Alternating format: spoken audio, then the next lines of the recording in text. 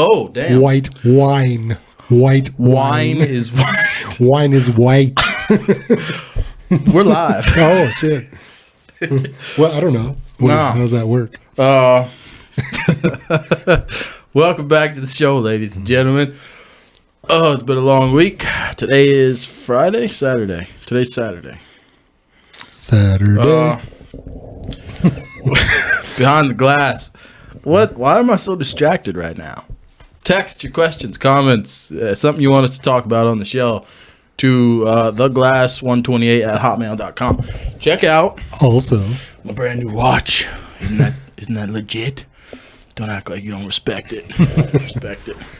also check, try to Facebook, right? Oh, crap. Yeah, we started a Facebook page. Behind the glass. Plug it real quick. Behind the glass, that's it. Just look it up. We want to get right into this because everybody wants to click on a video and say, hey, they're talking about what the title said, right? So, our title of this video is, boy, that was, the question, I guess, is, what keeps you as an individual, as skis, what keeps me as J-Jack Black and Stacked? There's people that are locked up in jail. There's people that are free. There are what we consider to be innocent people, and there are guilty people. The people who are locked up versus the people who are free. Okay? The major difference in those two scenarios is that I didn't commit a crime, and you either did commit a crime or you were just accused of one and you were in the wrong place at the wrong time and things panned out and now you're locked up. So, what we're wondering is, what keeps people, normal, average, everyday people? Let's use you and I, for example. I'm a human being. At all times of the day, we were just talking about this off air. At all times, I have violent thoughts, right? I want to, like, if I'm in traffic and someone cuts me off, or if I'm in the grocery store, someone takes the cart or the parking spot that's in front of me, you know, or someone's driving too slow, or someone talks to my girlfriend, you know, like anything in life that you deal with, I want to grab that person by their neck, just an average grip, choke them until they have no more life left inside of them. What has kept me? I'm 28 years old. What has kept me? What has kept you? I'm sure you've had instances in life when you want to hurt people, when you want to commit a crime. Have you ever wanted to rob someone? Like a store? I mean, I've wanted to rob stores. I thought of the benefits of, like, taking a bank, I guess, like, and getting away with it. Okay. Yes. Robbing a bank. Okay. Now, there are people in this world who have no problem robbing a bank, a liquor store, Walmart.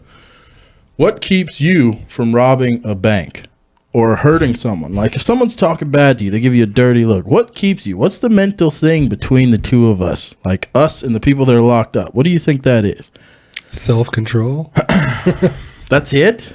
Well, somewhat. I mean, it's just like a drug addict or anything else, right? You got to have some self-control to be able to quit and stop and so second guess yourself, maybe, what you're doing. Some people don't think things through. They just act. I don't know. Right? Is it self-control or is it lack of consequence? Lack of care for consequences. I'm sure that has to do with it too. It's many things. Dude, I'll give you a scenario. I'm driving in traffic, right? I always use the traffic thing because it's, for whatever reason, it's one of the things that makes my blood boil the most. When people don't drive my way on the highway, I have a problem. Now we have a problem. And I've had so many moments and so many instances when I'm driving, when I said, if this person were to pull over in front of me right now, I would get out, I would walk over to their car, I would grab them by their neck, and I would strangle them to death. Then I would feel calm, would get back in my vehicle, and I would leave. Okay, obviously I've never killed anyone. Never done that. What prevents me from doing it? Fear. Yes, of course. I'm scared. Consequences of what's going to happen after the fact. I don't want the cops to come and arrest me, put me in jail for the next 20 years, you know? Is fear the only reason I don't do it? Well, you think, like, is it worth it? Because, like, I mean, what happens when you do something? You're in prison for the rest of your life, right? Yeah. And then versus, like, there's things in life you actually want, right? Right. So I have ambitions. I've got things I want to do in life. My life is kind of going somewhere. That's what prevents me Life from has some doing meaning that. to you. For me. So what's the difference in me and the guy who says, you know what? This guy cut me off in traffic. I'm going to get out and I'm going to shoot him. Just doesn't care, I suppose. Yeah, I was watching this show. Have you ever seen the show 60 Days In? No. Okay, it's the show where these people they volunteer to go to prison for 60 days. It's a TV show. Excuse me, everybody. They volunteer to go to prison for 60 days. They go in to learn, first of all, like, their assignments are to find out, like, who's dealing the drugs. Because in jail, you can still get drugs, right? People they're smoking weed, they give them prescription pills and they, like, snort them. But one of their assignments are to go and find out who's the gang leader, who's doing this, who's selling the drugs, like, who's initiating the fights. That show 60 Days In, a lot of people go into that show. They're normal people. It's like school teachers and counselors and whoever else, right? Midway through the show at some point, they're bringing them in for these interviews. And the people are going, I feel like an inmate. They're like, all of a sudden, something. Your mental status changes. Yeah. And a lot of the things that I was seeing in that show is some of the inmates are talking to these plants, these people that are in there for the show.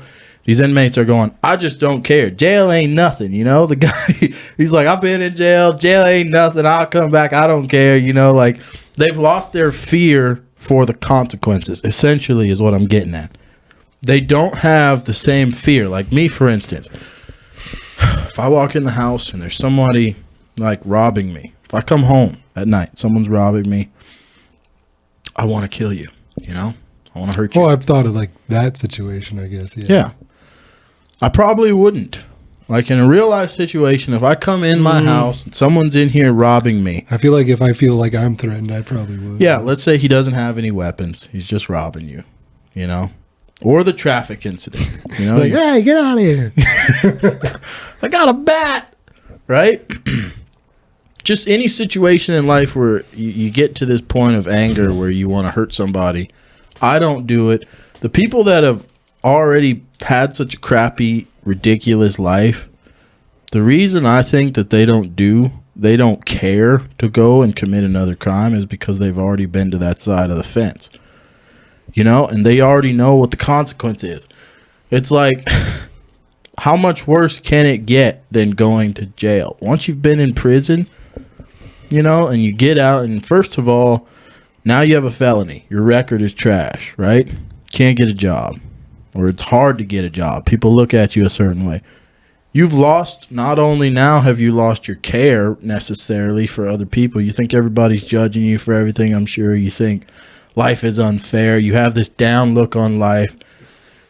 Now, you've also lost your fear for the consequences, which is prison. Like, I mean, prison's about all we get, right? Here, for consequences. Well, they have the death penalty and stuff. Yeah. But you sit there for years. Yeah, you can hang out on death row for 30 years. I guess the worst situation would be like where we're at. Our penitentiary isn't anywhere near like going to a different one. You know what I'm saying? Like, it could get worse. Some people might think, "Oh, I'm a hardened criminal." Like, they're in the pen here, right? Well, now what if they're like, "Well, this guy ain't doing nothing here. We're moving him to another location." There's prisons where like no inmate wants to go. People want to go to jail. Where here it's like being taken care of. You know what I'm saying? Yeah, there's not. There's worse prisons than other ones also. Have you ever watched a murder show? Yeah, I watched some of them, but the show you're talking about, it's more like that's the only thing. Like, they say a lot of stuff, but they do know they're on TV and like they're on a show. They're going to say things too to like make a show. Yeah, but you can also watch them in jail and interact and stuff. Like, the point of this conversation though is like, why are you not in jail right now? I guess like follow the law. I guess you're afraid. You're scared. well, no, you don't even have to be scared not to want to go to prison. You can not be scared of prison, still say, well, like, I don't want to be there. Like, I have a better outlook on life than, like, that's where I want to go in life. So you have hope. Is that the major cause? Like we said earlier, you have something to look forward to in your life that keeps you from destroying it. So a lot of the people that might be locked up, they never had anything to look forward to life, so they never gave a damn. But that changes for everybody. Everybody has certain things that keeps them going, right? Like, that does one thing for one person doesn't work for somebody else.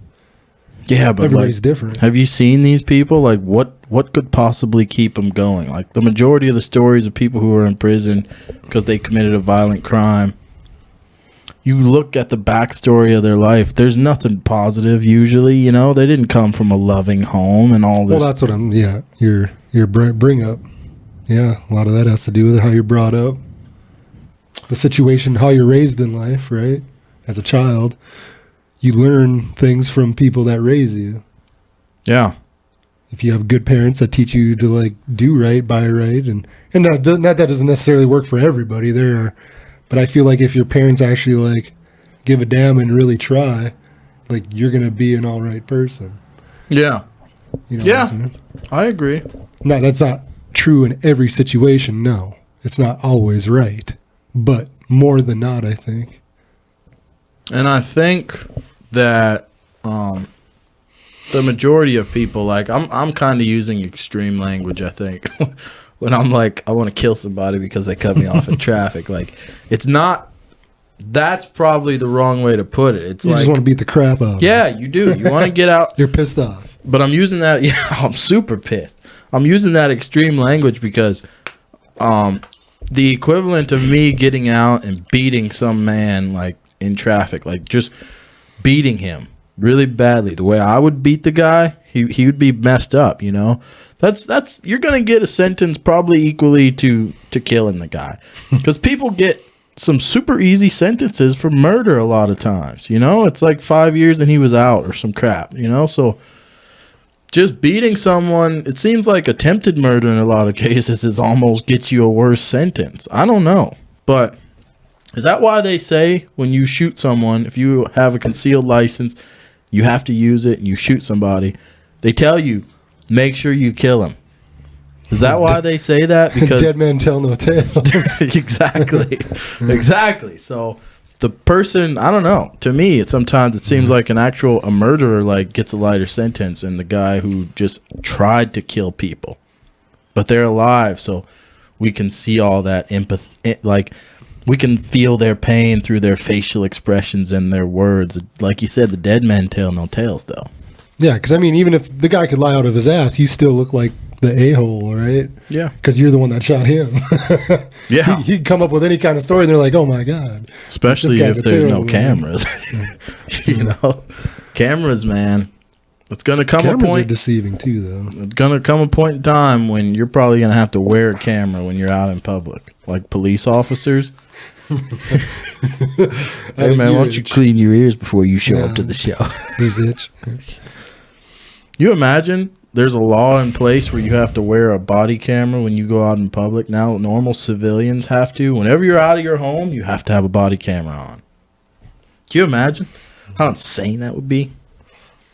But anyway, I don't want to... This video doesn't need to be 30 minutes long. The discussion was, why haven't I murdered anyone? Even though I've been so pissed off, I never get it up and walk over to that individual and strangle them or beat the hell out of them or whatever else.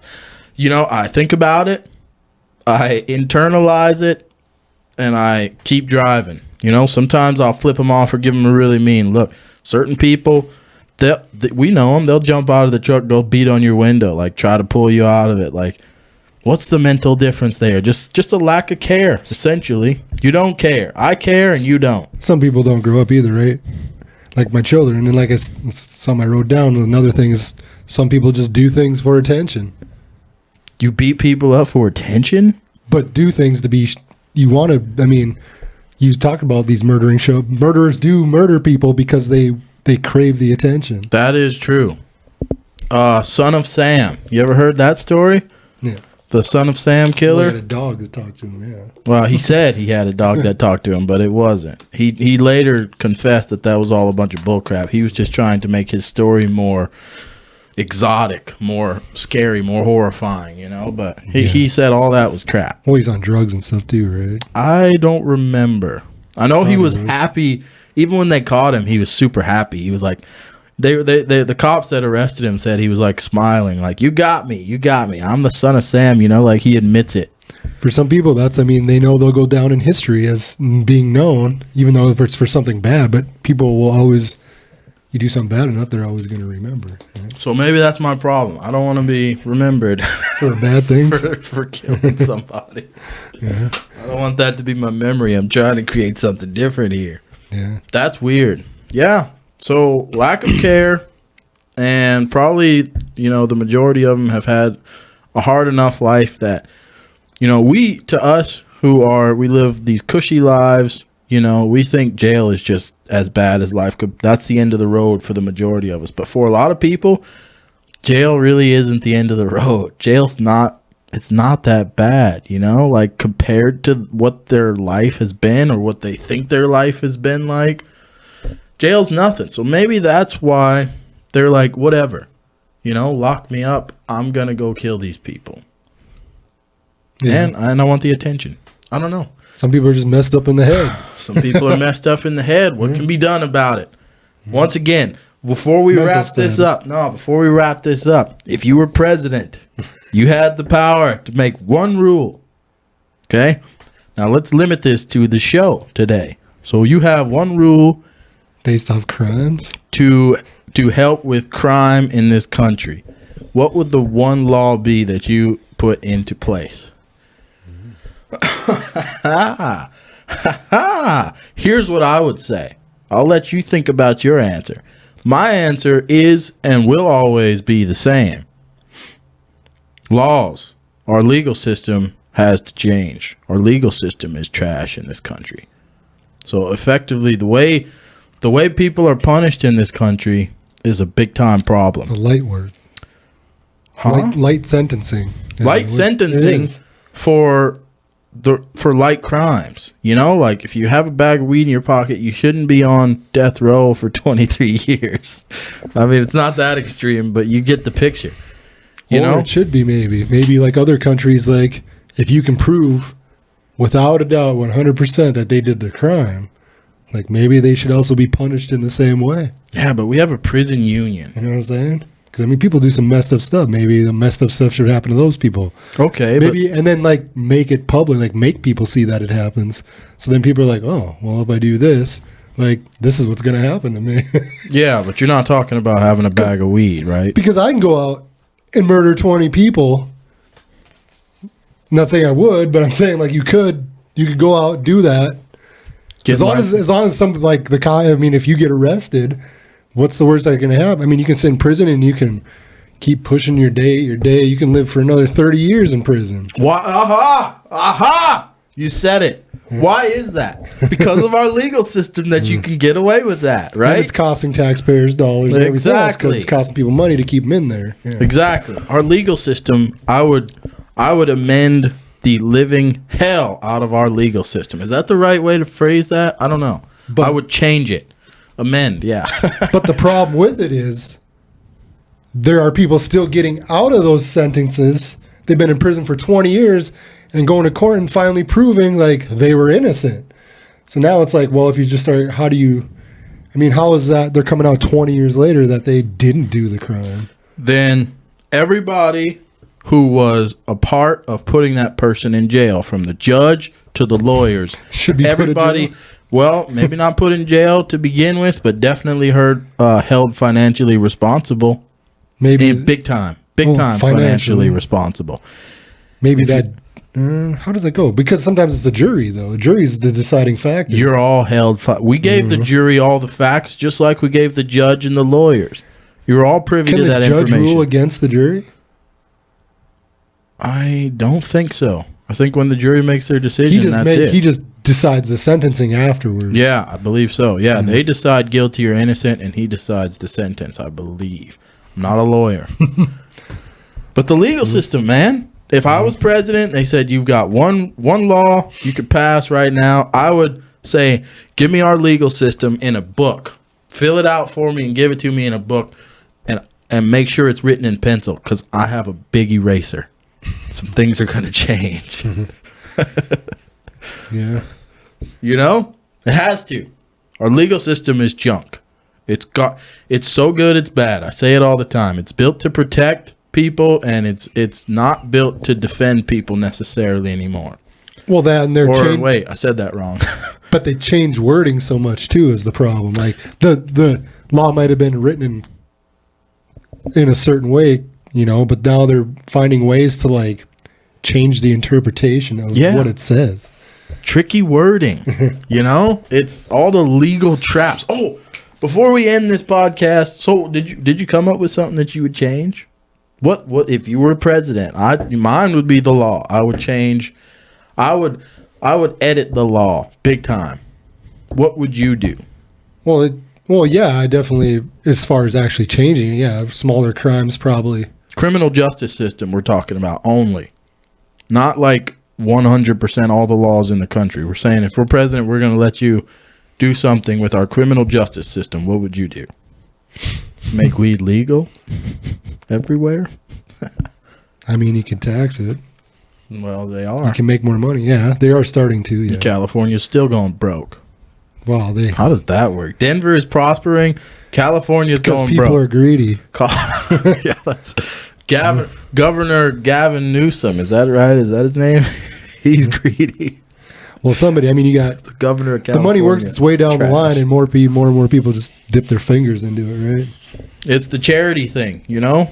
Charitable donations to our government through taxation. And our government says, okay, through this charity account, 10 cents of every dollar is going to help. What you guys think? 90 cents is going straight into our pockets. And they can get away with it in the legal system. Legally, they can get away with it. And it's all back down to the legal system. You can stay in office for what? 30 years? Legally? That's okay.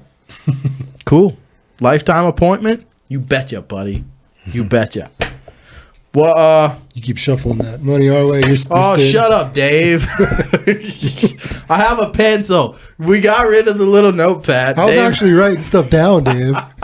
We need to have Dave. Dave, you need to come in here and actually, you could be the sound guy or something, or the guy that's like doing this in the corner telling us to shut up and change subjects or something. We need a guy to work the computer and tell us when we're doing something wrong. A media guy.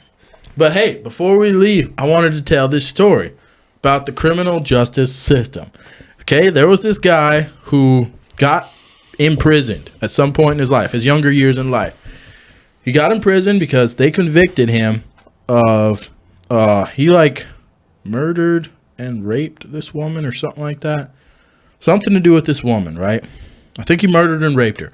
No, excuse me. He was accused of murdering and raping this woman, right?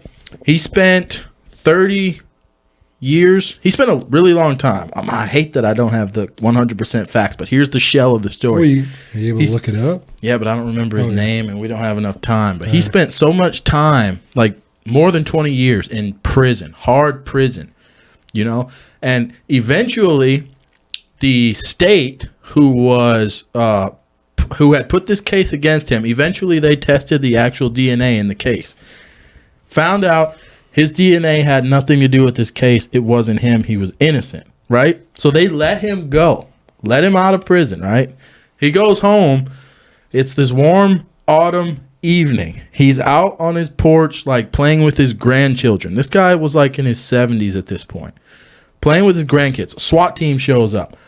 Arrest him. Puts him back in jail. Come to find out, okay, the reason they locked him back up for this crime that we 100% know he did not commit, and that's been proven.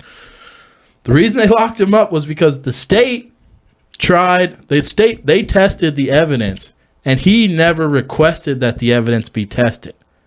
Him personally. So they said, because you didn't actually request for the evidence to be tested, you can't use the findings that this evidence was not your DNA. You can't use that to prove your innocence in court. So they locked him back up. For a crime he didn't commit. For a crime that they proved he didn't commit. Then they locked him back up because they said the lawyers that were trying to put him in jail, the lawyers that thought they won that case, they said, well, he didn't ask for that DNA to be tested, so he can't use that evidence in court. Mind-blowing. And he went back to prison. Could you imagine? 70 years old or whatever. He was old. I mean, he probably, through all that time, he found a way to, like, forgive the people that put him in there the first time. Probably, right? Oh, Could you imagine it, like, coming back right at you, and you're like, oh, my God. I know somebody's going to die. See, that's, now you kill people. Our legal system has to change. That's a bad, bad, bad deal. Look that story up. Maybe if I can find it, I'll put that story in the description box below this video if I can find it. But anyway, ladies and gentlemen, how long has it been? I set my stopwatch so I don't have to do that anymore, but still did it. Sue me, Dave. Anyway, ladies and gentlemen, anything else you want to say? You got 1 minute. No, man. We're gonna How's that watch treating you? Oh man, on this next video we'll talk about the watches. We'll do another video perhaps if we have enough time. But anyway, ladies and gentlemen, this has been Behind the Glass. Remember to email your questions. We can talk about your crap right here on the show. Lay it all out in front of us. I guess that's the end of this show. We're gonna get out of here, ladies and gentlemen. Can also do Behind the Glass Facebook if you want to watch the videos also. Yeah, check us out on Facebook. Check the links. Tell your friends, subscribe. And I may be trying to set up a podcast version of this show, so if you're driving, you can listen. Well, I'm getting into all that. But anyway, we're going to get out of here.